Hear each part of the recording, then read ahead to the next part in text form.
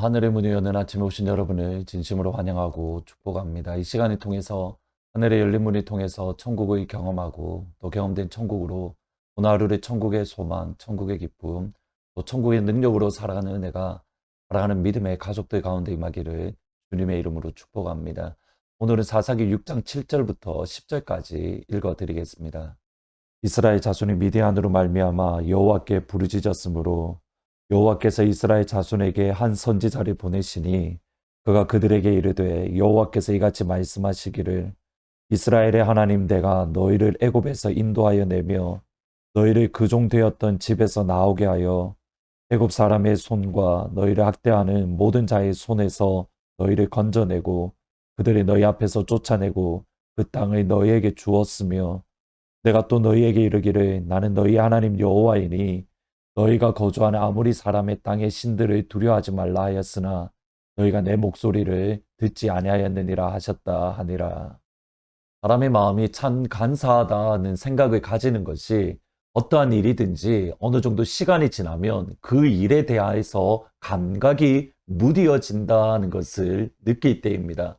감사한 일이 있다 하더라도 어느 정도 시간이 지나면 그 감사에 대해서 감각이 무뎌지고 어려운 일이 있다 하더라도 그 어려운 일에 대해서 어느 정도 시간이 지나면 그 또한 우리의 마음이 무뎌지는 것을 보게 됩니다. 오늘 본문 1절에 보시면 이스라엘 자손이 또 여호와의 목전에 악을 행하였으므로 여호와께서 7년 동안 그들을 미디안의 손에 넘겨주셨다. 가나안 왕 야빈의 억압으로 인해서 이스라엘 백성들은 견딜 수 없는 아픔으로 하나님 앞에 나아가 부르짖고 하나님 아픕니다. 하나님 참 힘듭니다. 라고 하나님 앞에 간구했습니다. 그때 하나님은 여선지자 드보라를 보내어서 그들의 아픔과 고통과 고난에서 하나님은 건져 주셨습니다. 하나님께서 그들을 위하여 큰 일을 행하신 겁니다. 이스라엘 백성들의 능력이 아니라 하나님께서 이스라엘 백성들을 가나안 왕 야빈의 손에서 건져 주셨습니다. 전적인 하나님 아버지의 은혜입니다. 그러기에 이스라엘 백성들은 하나님을 향한 노래가 그들 가운데에 가득했습니다. 하나님을 향한 찬양이 그들의 입술에 충만했습니다. 전쟁에 승리하자마자 드보라와 바락이 하나님을 찬양했다. 그것이 사사기 5장 전체의 내용입니다. 그런데 얼마 지나지 않아서 하나님을 향한 감사의 마음이 식어졌습니다. 하나님을 찬양하는 그 찬양의 마음이 어느 순간 냉랭하게 변해 버렸습니다. 또다시 하나님 앞에 악을 행한 겁니다. 또다시 하나님을 버린 겁니다. 여러분 기억하셔야 될 것이 하나님은 변하지 않습니다. 우리가 믿고 섬기는 하나님은 어제나 오늘이나 내일이나 변함없으신 진실하신 하나님입니다. 문제는 하나님은 변함이 없는데 우리가 변하는 겁니다. 아니 정확하게는 우리가 변질되는 겁니다. 믿음을 헬라어로 피스티스라고 이야기를 합니다. 이 단어의 뜻은 신실하다, 변함이 없다, 믿을만하다라는 뜻입니다. 그래서 faith라고 이 표현을 하는데 faithfulness, 믿을만한 것이 가득하다. 그러니까 우리가 믿음을 가진다라는 것은 하나님 보시기에 믿을 만한 사람이 되는 것. 믿음을 가진다는 것은 하나님 보시기에 신뢰할 만한 사람이 되는 것. 변함이 없는 사람이 되는 것을 뜻합니다. 하나님을 향하여 변함이 없기에 사람을 향하여 변함이 없고 하나님을 향하여 믿을 만하기에 사람을 향하여 믿을 만한 것. 그것이 다름 아닌 믿음을 가졌다라는 말의 의미입니다. 하나님은 변함없으실 때에 변질되어 버린 이스라엘을 하나님께서는 이번에는 미디안의 손을 통해서 그들을 심판하십니다. 그런데 이번 미디안을 통해서 그들이 겪었던 어려움은 이전과 비교가 되지 않을 만큼 말 그대로 비참하고 비참한 상태입니다. 2절과 3절에 보시면 미디안의 손이 이스라엘을 이긴지라 이스라엘 자손이 미디안으로 말미암아 산에서 웅덩이와 굴과 산성을 자기들을 위하여 만들었으며 이스라엘이 파종할 때면 미디안과 아말렉과 동방 사람이 치러 올라왔다. 미디안의 공격과 미디안의 어려움으로 인해서 이스라엘 백성들은 절벽에 있는 산 위에 웅덩이를 파고 불을 파고 산성을 파서 그 가운데에서 살았습니다. 이스라엘 땅은 지형이 메마른 땅이 많기 때문에 산을 손으로도 쉽게 파낼 수 있습니다. 그곳에 웅덩이를 파서 그들이 숨고 그 가운데 살았다. 마치 다윗이 사울 왕을 피해서 유대 광야 웅덩이 굴 속에 들어가서 살았던 것과 비슷합니다. 근데 이 모습을 다시 한번 머릿속에 그려보시면 평상시에는 산 위 웅덩이에서 잠도 자지만 그러나 그들이 농사를 짓기 위해서는 산 밑으로 내려와서 사다리 같은 거나 아니면 줄을 이용해서 산 밑에 내려와서 농사를 짓습니다. 그리고 밤에 잠을 자러 또 산 위로 웅덩이에 올라가는데 미디안이 쳐들어왔을 때에 당연히 이스라엘 백성들은 산 위 웅덩이에 숨었을 겁니다. 웅덩이에 숨어서 그들이 1년 동안 수고했던 농산물들, 그들이 땀을 흘려서 그들이 먹어야 될 재산들을 미디안 사람들이 모두 다 노략해 가는 것, 모두 다 빼앗아 가는 것을 지켜보기만 했습니다.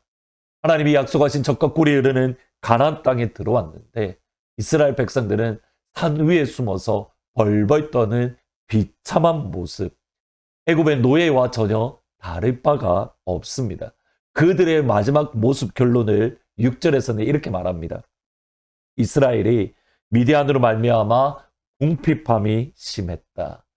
궁핍함이 심했다. 이 말은 낮아지다, 비참하게 되다, 비천하게 되다, 보잘것없다라는 겁니다.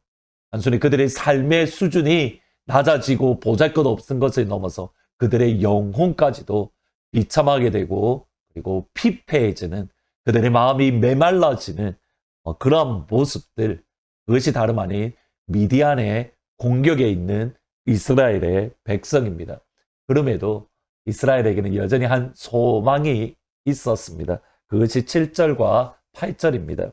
이스라엘 자손이 미디안으로 말미암아 여호와께 부르짖었으므로 여호와께서 이스라엘 자손에게 한 선지자를 보내시니 그가 그들에게 이르되 여호와께서 이같이 말씀하시기를 이스라엘의 하나님 내가 너희를 애굽에서 인도하여 내며 너희를 그종되었던 집에서 나오게 했다.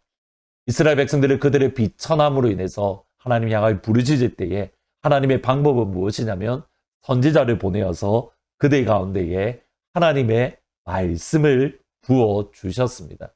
하나님의 말씀이 그들 가운데 있다. 이것이 이스라엘의 소망이고 이스라엘의 힘입니다. 여전히 그들을 붙잡을 수 있는 생명의 말씀, 소망의 말씀, 능력의 말씀. 하나님이 한번 이 말을 내뱉으시면 그 말은 헛되이 돌아오지 않고 반드시 이루어지는 생명의 말씀이 그들 가운데에 주어졌기 때문입니다. 주의 말씀이 있으면 됩니다. 생명의 말씀이 주어지면 괜찮습니다. 그런데 진짜 두려운 것은 뭐냐면 하나님의 말씀이 없는 것이기 때문입니다.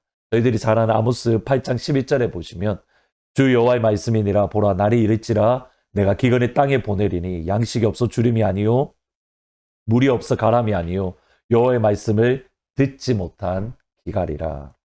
여러분 근데 이 구절을 다시 한번 생각해 보셔야 됩니다. 하나님의 말씀이 없는 겁니까? 하나님의 말씀은 어제나 오늘이나 내일이나 변함없이 주의 백성들에게 선포되어집니다. 하나님의 말씀은 변함없이 주의 자녀들에게 증거되어집니다. 문제는 뭐냐면 하나님의 말씀이 없는 것이 아니라 우리 영혼의 밭이 문제입니다. 우리 마음의 밭이 문제입니다. 하나님의 말씀이 끊임없이 선포되어도 그 말씀을 들을 기가 없을 때에 그 말씀을 볼 수 있는 눈이 없을 때에 우리의 감각이 무뎌지는 것, 그것이 진짜 기근이고 진짜 위험한 겁니다. 실제로 이스라엘 백성들을 보시면 하나님 그들의 부르짖음에 하나님께서 선지자를 보내주셨습니다. 말씀을 선포해 주셨습니다. 그리고 아무런 반응이 없었습니다. 하나님의 말씀이 그들 가운데 증거되어졌을 때에 회개하고 돌아오고 주님 앞에 자복해야 되는데 기도원 이때부터는 아무런 회개의 반응이 없었습니다. 말씀을 듣고 그것으로 끝입니다. 이것이 하나님이 말씀하시는 진짜 기근입니다. 하늘문으로 하루를 시작하는 주의 사랑하는 주의 성도님들이 가운데에 이 시간 하나님의 말씀을 들을 수 있는 귀, 아버지의 말씀을 볼 수 있는 눈이 우리 가운데 늘 가득하기를 주님의 이름으로 축복합니다. 그러면 됩니다. 우리에게 주어진 하나님의 말씀을 듣고 말씀을 볼 수 있기만 한다면 어떠한 상황 가운데에도 주의 백성들 가운데에는 소망이 있고 희망이 있고 내일을 견뎌낼 수 있습니다. 주의 말씀이 생명이기 때문입니다. 오늘 이 시간 그 하나님의 생명의 말씀이 하나님 모든 주의 성도님들 가운데에 선포되어지는 복된 하루가 되시기를 주님의 이름으로 축복합니다. 말씀을 생각하면서 200장 달고 오묘한 그 말씀 같이 찬양하십니다. 달고 오묘한 그 말씀, 생명의 말씀은 귀한 그 말씀 진실로 생명의 말씀이 나의 길과 믿음 밝히 보여주네. 아름답고 귀한 말씀 생명샘이로다.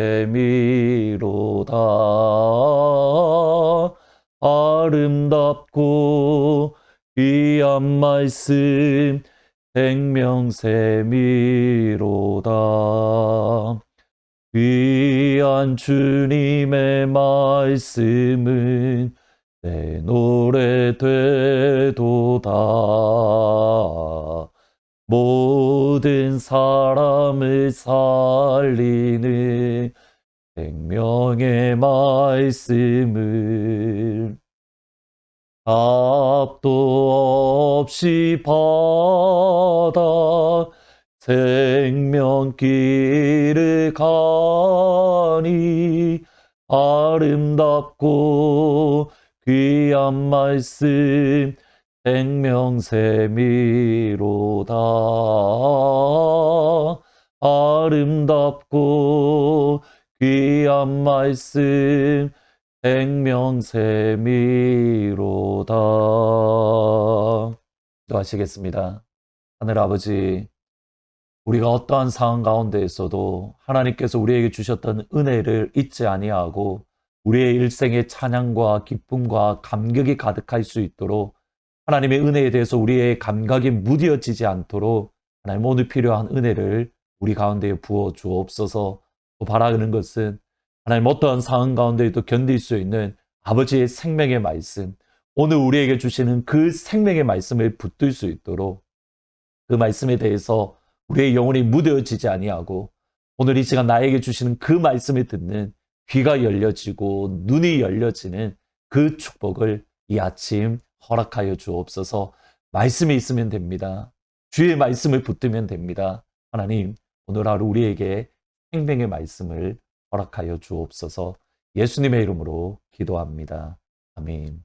오늘 이 시간 우리에게 주어지는 그 생명의 말씀으로 오늘 하루도 주 안에서 승리하시기를 주님의 이름으로 축복합니다. 오늘 밤 8시에 금요 기도회가 있습니다. 많이들 오셔서 함께 기도하는 자리, 특별히 어려운 가운데 있는 이디오피아와 많은 선교사님들을 위해서 기도하는 시간이 되시면 좋을 것 같습니다. 주께서 인도하시니 두려움 없네. 모두 감사해. 절망 속에서 새 힘을 새로운 용기 주시니 승리하리라.